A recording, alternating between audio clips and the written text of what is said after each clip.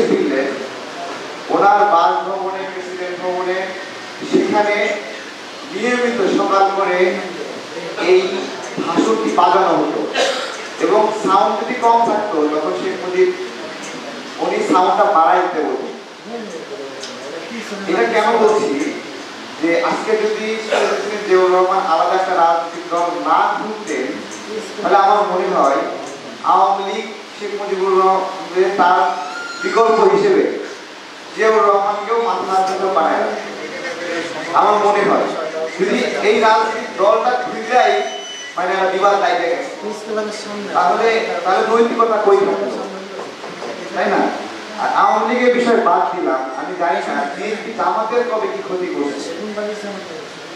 হ্যাঁ, যে মানে মনে হয় তাদের জন্ম থেকে হাবিল কাবিল সম্পর্ক এবং বিএনপির মাটিতে পুইটা কবর দিয়ে দেবে, এরকম একটা অবস্থা করছে না? সেটাই জিজ্ঞাসা করছি, ক্ষতি কি করছে? তাদেরকে ধানের শীষ মার্কা নিয়ে নির্বাচন করার সুযোগ করে দিচ্ছিল, এটাই কি ক্ষতি? এটাই ক্ষতি? জিজ্ঞাসা করছি, কোনো উত্তর দিতে পারবে না, কোনো উত্তর দিতে পারবে না।